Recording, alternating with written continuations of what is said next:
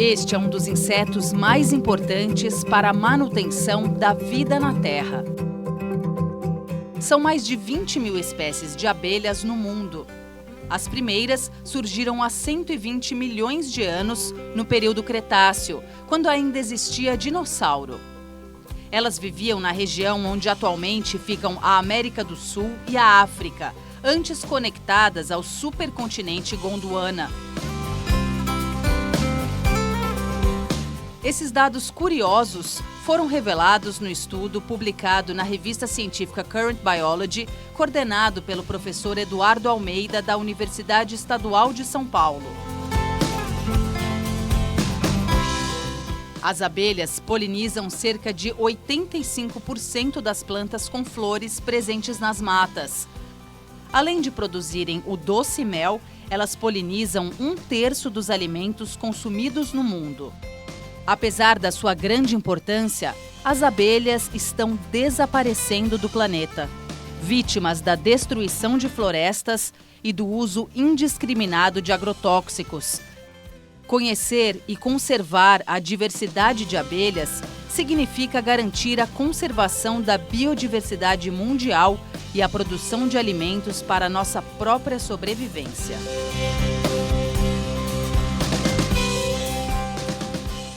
Está no ar o Repórter Eco, com temas socioambientais da atualidade, crise climática, biodiversidade ameaçada e uma ação em defesa do Cerrado. Você é o nosso convidado especial.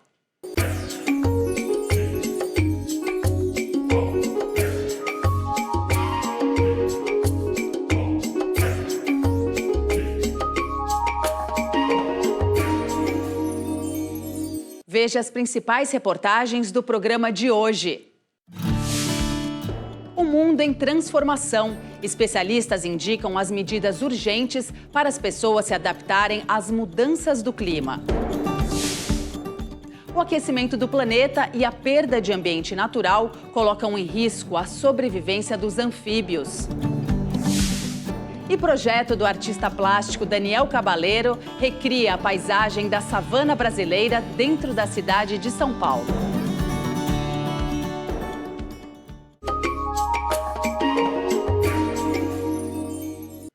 O planeta enfrenta eventos climáticos extremos que exigem medidas urgentes de adaptação climática. Entre elas, transformar as cidades em lugares mais agradáveis e menos inóspitos para os cidadãos. É preciso ampliar áreas verdes e restabelecer a natureza nos centros urbanos.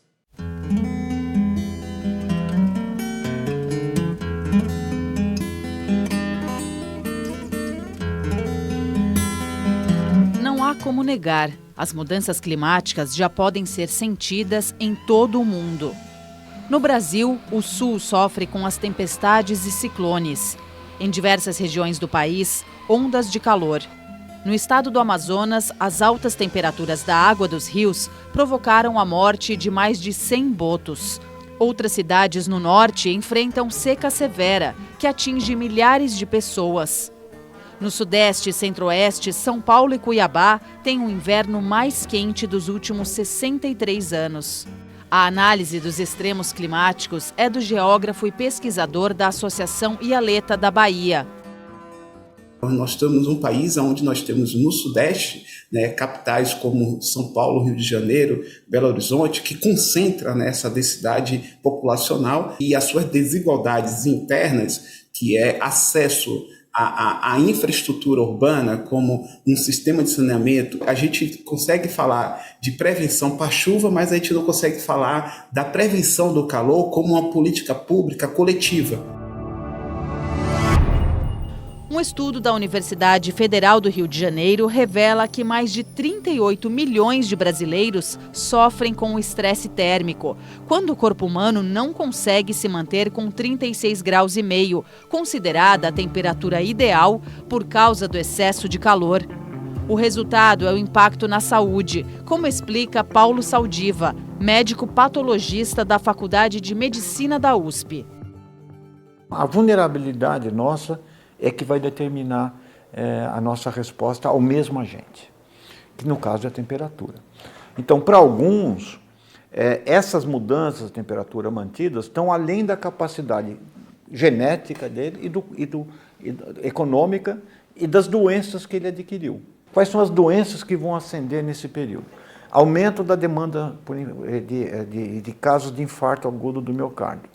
Vai aumentar AVC, vai aumentar infecção urinária, descompensação de diabetes, arritmia cardíaca, pneumonia por desidratação. Isso vai acontecer também com criança, principalmente infecção urinária e pneumonias, né?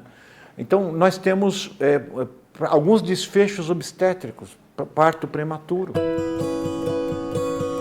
Bebês, crianças pequenas, idosos e pessoas com comorbidades são as mais vulneráveis. Um bebê, ele estava a 37 graus e teve que se adaptar depois quando ele sai do útero. E o idoso pode quebrar esse sistema, porque tem diabetes, os vasos não conseguem se adaptar às variações de temperatura. Ou você pode perder volume por desidratação, então isso pode favorecer a formação de um trombo. Então, isso está deslocando, quer dizer, o envelhecimento, a mudança demográfica do mundo. E as mudanças de clima estão andando lado a lado. Na urgência por medidas de adaptação climática, preparar as cidades para serem ambientes menos hostis para o corpo humano é fundamental. Diante do calor excessivo, é preciso ampliar áreas verdes e restabelecer os ambientes naturais dos centros urbanos. A ampulheta da mudança climática está correndo rápido. A da nossa adaptação, ela está correndo devagar para alguns e muito rápido para outros. Isso chama-se aumento da desigualdade. E isso, voltam a dizer, então, a injustiça social. Quanto que nós vamos considerar as políticas públicas visando commodities ou quando que nós vamos trabalhar com bens comuns? A mudança climática é uma questão que afeta não só a temperatura do nosso corpo, mas a justiça social e os direitos fundamentais. Ela tem um componente, então, de direitos humanos muito forte. A arborização das cidades não é mais uma questão de estética. A arborização da cidade é uma questão de saúde pública. Você melhora a qualidade do ar e você refresca a cidade, né? Então, como produzir, por exemplo, várias experiências que já tem hoje no campo da moradia para as populações de baixa renda, que é telhados verdes. Uma forma de você tornar os ambientes das casas mais um ambiente com clima melhor, né? Melhora a qualidade do clima dos ambientes nas periferias, principalmente. Então, a gente precisa ter restauração de rios urbanos e restabelecer as áreas de restinga, as áreas de matas ciliares desses rios, senão a gente vai ter que tornar a cidade um ar-condicionado, né? Mas um ar-condicionado artificial que é insustentável também, né? Então, a gente vai ter que recorrer a tecnologias naturais. Para enfrentar o calor extremo, vale também seguir algumas dicas individuais.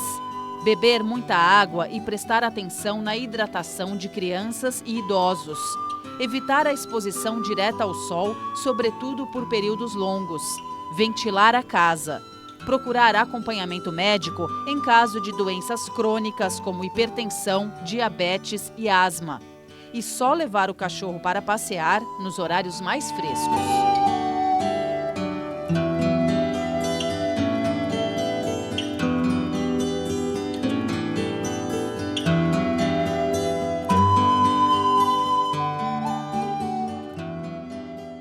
Vamos às notícias socioambientais do Brasil e do mundo que tiveram destaque. O mundo não está no caminho certo para proteger e restaurar as florestas tropicais até 2030. E o fracasso dos líderes mundiais e das empresas em cumprir metas globais assumidas terá impacto catastrófico para nosso planeta. É o que conclui o relatório Forest Pathways 2023, lançado pela ONG ambientalista WWF. A produção de alimentos no Brasil responde por quase 74% das emissões de gases de efeito estufa registradas em 2021. Gerou 1,8 bilhão de toneladas de gases poluentes. A maior parte é resultado da criação de gado, por conta do metano emitido pelos animais e dos desmatamentos. Os dados estão no estudo inédito da rede de ONGs Observatório do Clima. Logo mais, aqui no Repórter Eco, fauna ameaçada. Pesquisa revela que mais de 40% das espécies de anfíbios podem desaparecer da Terra.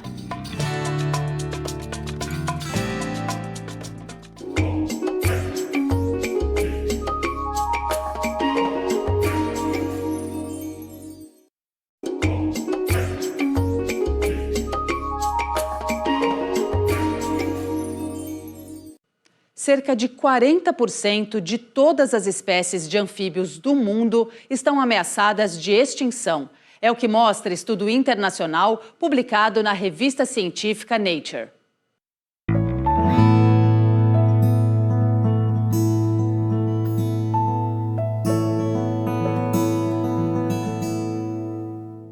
Coloridos, intrigantes, carismáticos. Sapos, rãs, pererecas, salamandras e as menos conhecidas cecílias ou cobras cegas compõem o grupo dos anfíbios, os animais mais ameaçados de extinção no mundo.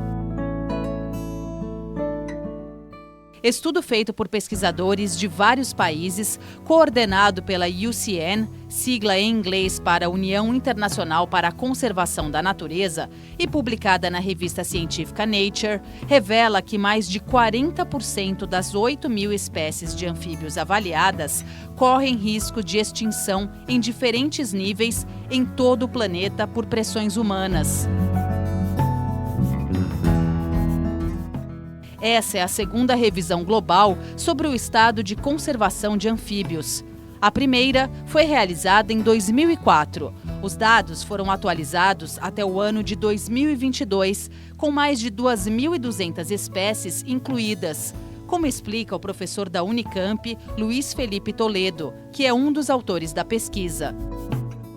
A gente contou com especialistas no mundo inteiro, então tem mais de 1.000 pessoas envolvidas para a produção das listas de espécies ameaçadas de cada um dos países, né? E nem todos têm. E depois a gente se juntou nesse artigo aí, que tem mais de 100 pessoas, né? Para conseguir analisar esses dados. A agropecuária foi o fator que causou o maior impacto às espécies ameaçadas, quase 80%. 300 chegaram perto de desaparecer, sobretudo pela crise climática. Isso chama atenção, especialmente no Brasil, né, que é um grande produtor, né, de alimentos, de recursos que vêm da agricultura, e a gente tem que repensar, então, qual o papel, então, do Brasil nesse cenário, né? Ou como que a gente pode melhorar, ou que estratégias de política pública que a gente pode aplicar para que a gente não degrade muito, ou degrade mais, né, ou que a gente consiga reverter alguma coisa, pensando não só nos anfíbios, mas em todo o ecossistema. No Brasil, país que abriga a maior biodiversidade do mundo e tem o maior número de espécies de anfíbios, 2 desapareceram e outras 15 estão classificadas como provavelmente extintas. O grupo mais afetado, que a gente viu em proporção, né, de indivíduos, de espécies afetadas, é o das salamandras, que a gente não tem muito aqui no Brasil, tem 5 espécies só. O estudo conseguiu identificar ainda as regiões com mais espécies em risco. No Brasil, se destaca a Mata Atlântica. Primeiro porque tem uma grande diversidade de espécies, tem muitas espécies na Mata Atlântica. Quase 10% dos sapos do mundo estão ali. E por outro lado, só sobra 10% da Mata Atlântica, né? As estimativas variam aí, mas cerca de 90% da mata já foi destruída, né? Muito porque especulação imobiliária. Então, tem esse cenário de área muito rica, com muitas espécies endêmicas e, ao mesmo tempo, muito ocupada pelo ser humano. Os anfíbios são sensíveis a qualquer alteração no ambiente. Não conseguem se deslocar por grandes distâncias. São vítimas do calor extremo, dos incêndios florestais e das secas. A constituição física desses animais é outro fator de vulnerabilidade. A pele deles não é revestida como dos outros vertebrados, né? Peixe tem escama, réptil tem escama, mamífero, a gente tem uma pele bastante impermeável e queratinizada, né? E a pele dos anfíbios, não. Ela é bastante permeável, porque ele respira pela pele. Tem uma fisiologia diferente. Então, permite, por exemplo, a entrada de poluentes muito fácil. Então, se você poluir a água, vai afetar aquela espécie. Se você destruir a mata, vai afetar aquela espécie. Então, qualquer parte do ambiente que você prejudica, você vai estar afetando uma mesma espécie que tem um ciclo de vida complexo. Controlam os insetos presentes na lavoura, comem bichos que transmitem doenças, além de servir de alimento para outras espécies. Os benefícios que os anfíbios oferecem são muitos. Priorizar ações e políticas públicas de conservação é crucial para a sobrevivência desses animais, que são importantes indicadores da saúde ambiental. A natureza está ficando silenciosa. As florestas estão ficando sem os sapos cantando de noite. E a gente está perdendo isso, né? O mundo está ficando mais sem graça, mais chato. Eu acho que é importante também, para algumas pessoas que valorizam isso, né? Eu acho que também faz parte da qualidade de vida. Está na nossa Constituição, né? A gente tem que preservar por uma questão ética, né? A gente que está destruindo, a gente que está levando os bichos à extinção, as espécies, e a gente tem o dever de conservar.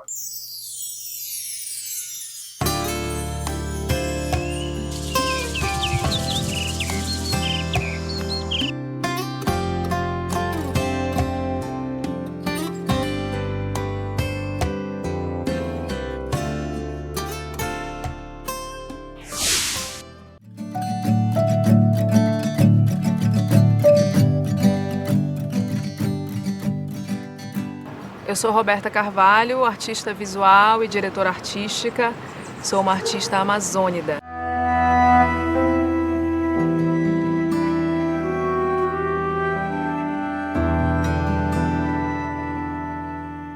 A Amazônia é cidade, é floresta, é gente. Respeitar a cultura da Amazônia e as pessoas da Amazônia é manter a floresta em pé.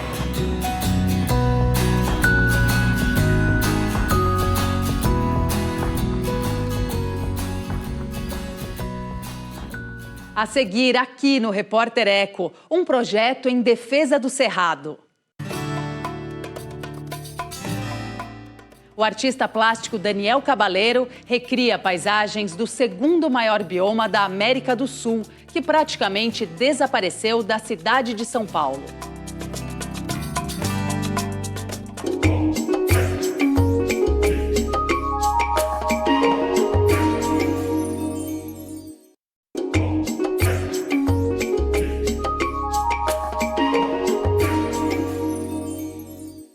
Cerrado Infinito é o nome do projeto do artista plástico Daniel Cabaleiro.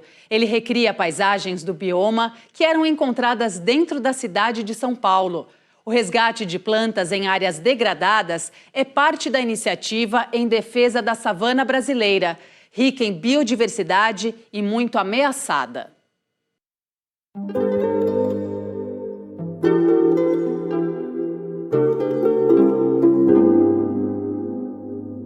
Orelha de onça. A espécie do cerrado ganha nova vida no papel, nos traços de Daniel Cabaleiro. O artista plástico é apaixonado pelo bioma que já predominou no território onde fica hoje a cidade de São Paulo. Para defender sua preservação, criou o projeto Cerrado Infinito. O Infinito é um projeto de arte que busca recriar paisagens nativas de São Paulo. As pessoas têm a ideia de que é a Mata Atlântica, mas não é, é o Cerrado.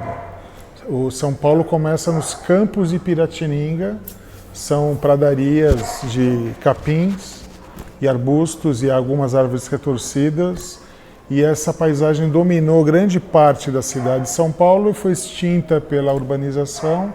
O projeto tenta criar um tipo de uma miragem, um tipo de uma invocação desse cerrado que desapareceu, para a gente pensar os que ainda existem, como pensá-los, como evitar que isso aconteça novamente.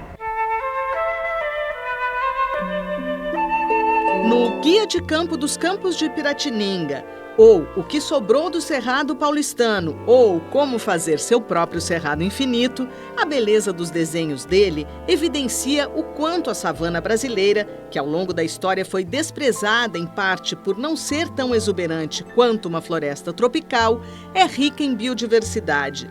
Os mutirões para plantio das espécies em alguns redutos da cidade de São Paulo iniciaram na Praça Homero Silva, na Zona Oeste.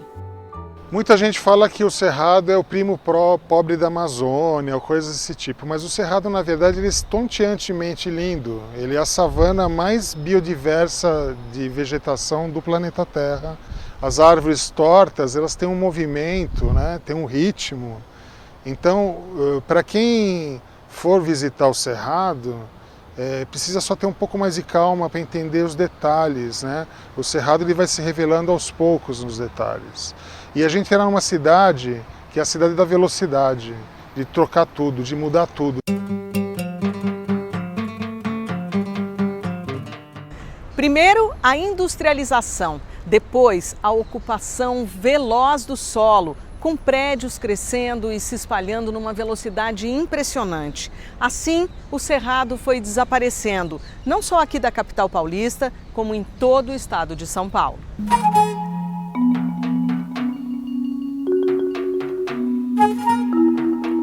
Mas aqui na Casa das Caldeiras, o Cerrado sobrevive graças ao trabalho do artista. A construção da década de 20 do século passado, que abrigou o complexo industrial do Conde Francesco Matarazzo, foi tombada como patrimônio histórico em 1986. O Cerrado Infinito se expressa aqui num caminho marcado por esculturas, como esta em forma de jiboia, onde foram plantadas a elegante e a língua de tucano, que são parentes. Durante anos foi muito resgate, então o lugar ia ser destruído, eu tirava antes de serem destruídas as plantas. Mas ao longo do ano fui desenvolvendo técnicas de reprodução, com sementes, com estaquia, e aí a coisa foi ficando mista. Hoje em dia, eu diria que cada vez mais a gente está reproduzindo as plantas. Ao longo do período do projeto, que são 8 anos, a gente saiu de um lugar onde não existiam viveiros, não existia coleta de sementes, não existia nenhum plano de restauração do Cerrado direito, e hoje não, tem até paisagistas que trabalham com essas plantas. Então, hoje você pode eventualmente encontrar algumas delas para você comprar. Então hoje está muito mais fácil, mas ainda a gente faz alguns resgates. Nos pequenos jardins da Casa das Caldeiras há cerca de 50 espécies do Cerrado. Os capins, como o barba de bode e o rabo de burro, são bem característicos do bioma. Tem também alecrim do campo e macela do campo. Espécies floridas, como o milho de grilo e a lantana, atraem aves como o beija-flor. Que aqui foi um cerrado, aqui foi um paraíso vegetal, uma paisagem maravilhosa, lindíssima. São Paulo era um lugar que tinha um Pantanal, que são as grandes várzeas dos rios, que são... O Pantanal é basicamente um cerrado molhado, né? Um cerrado que alaga. E tinha os campos de cerrado, a Mata Atlântica, as araucárias. O meu trabalho tenta trazer essa ideia de que o lugar bonito que você vai viajar, Chapada dos Veadeiros, ou Parque Nacional que você for, ele já foi aqui. Né? E que essa história que aconteceu aqui, ela está se repetindo ad infinitum no Brasil, né? O Cerrado, presente em 10 estados brasileiros e algumas áreas da Amazônia, é um dos biomas mais ricos em biodiversidade e mais ameaçados do planeta. Segundo o Instituto Nacional de Pesquisas Espaciais, o INPE, só entre agosto de 2022 e julho de 2023, mais de 6 mil quilômetros quadrados foram destruídos, o pior resultado desde que começaram as medições do sistema DETER, em 2017. Um contraste com o recuo do desflorestamento da Amazônia no mesmo período. O pior disso é que o Cerrado vai sendo fragmentado e ele vai se transformando em pequenas ilhas desconexas, e isso afeta toda a fauna. Então, se você vai para regiões onde o Cerrado ainda era vigoroso e hoje é cultivo de de soja, de gado, você vê bichos mortos, porque eles estão tentando fugir de um lugar para o outro e no meio disso eles são atropelados, são mortos. Então, realmente é muito complicado o momento que a gente está passando. É como se todo mundo desse atenção para a Amazônia e escolhesse o sacrifício, que está se falando isso, né? É como se o Cerrado estivesse sendo sacrificado em nome de uma ecologia que ela não é completa, né? Precisa ter a Amazônia e o Cerrado para eles trabalharem em conjunto, né?